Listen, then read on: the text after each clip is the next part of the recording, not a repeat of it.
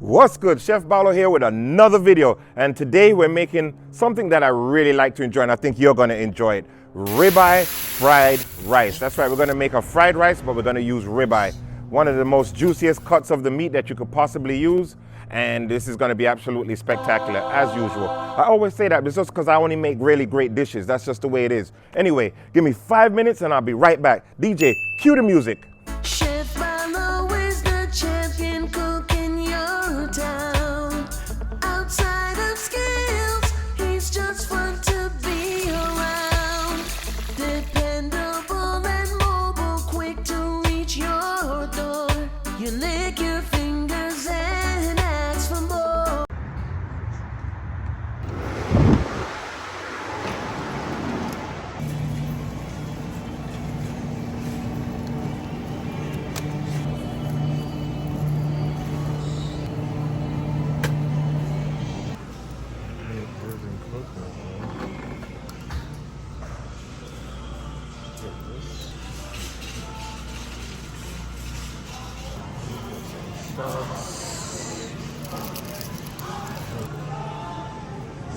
That's it, guys. Let's go to the counter. That's it. Welcome to the video. I apologize for the voiceover, but I had music playing in the original video when I uploaded it, and YouTube says, nope, go back and redo it, take all those parts out. So I'm just going to do a voiceover instead. So the recipe for this is pretty straightforward. This is going to be a pretty expensive fried rice because we're using ribeye, and we also use some champagne in here, which is, you know, pretty expensive. You could leave that out if you want to.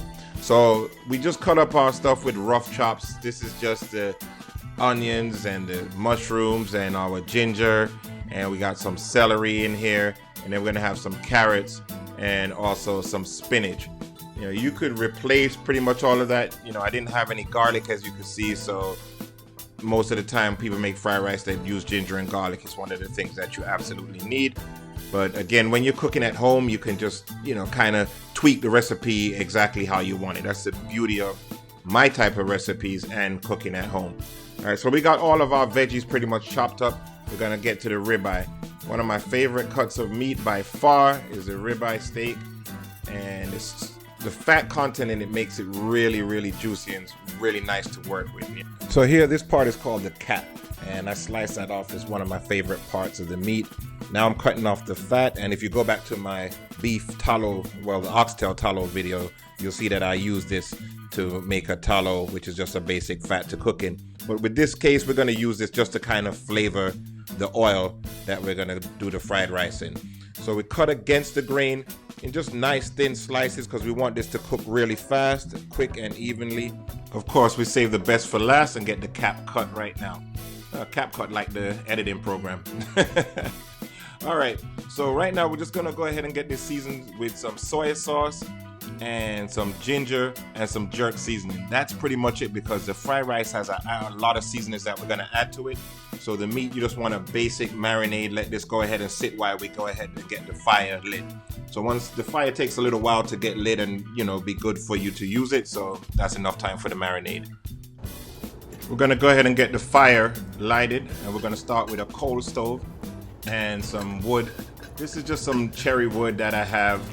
You know, you should use this for smoking, but I never have the wood to start the fire, so I always gotta use one of these. And then we're gonna use some lump charcoal, which is one of my favorite charcoals to use. If you don't have lump, you can use anything you want.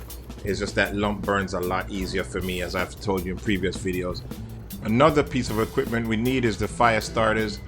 This makes your life much easier. I know a lot of people, they use paper and all kinds of stuff trying to figure it out, but we don't have that kind of time or energy.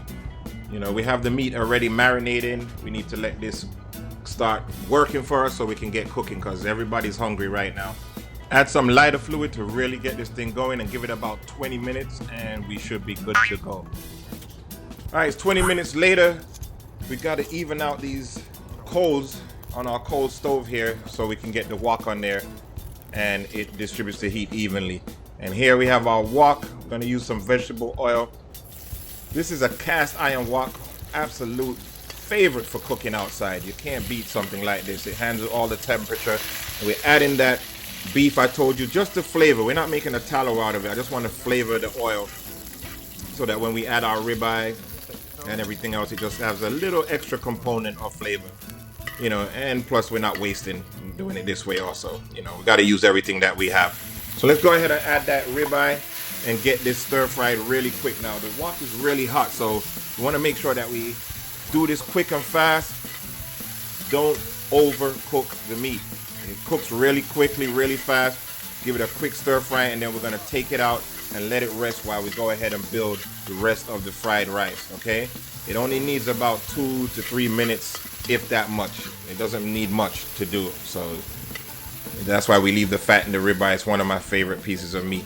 So this is cooked well. Let's go ahead and get it out. Oh my God, look at that, just so perfect. Gotta love ribeye. This is gonna be the best fried rice ever. Let me get a little ghee in there. I use the ghee for the high temperature instead of butter. Normally you could use butter if you wanted to, but for me, with the high temperature outside, ghee works out better, and it has a little bit of a toasty flavor, you know, just like a little buttery and toasty flavor. And we get our egg in there and then get the veggies. I'm just gonna put the mushrooms in there first and the onions, and then maybe I'll add a few carrots. You know, I'm gonna save back the spinach and some carrots for the end because I just want it to kind of have that little crunch to it. And spinach cooks really, really fast, so you don't want to, you know, there's no reason to cook that now. And again, we're gonna stir fry this for about 2 minutes or so, mix it in with the egg, and let all those delicious flavors combine together. Man, everybody's gonna love you for this recipe, Balo. I know. Hopefully you'll tell me in the comments, you know, you tried and it works out. Now we're adding our day-old fried rice, guys. This is jasmine rice I'm using here, and it's cooked a day old. Anytime I make fried rice, it's always a day-old rice in the fridge. It's just the way. I mean, if you really can't do it, you know, put it in the freezer to cool down a little bit. Don't let it get frozen, but just to cool down.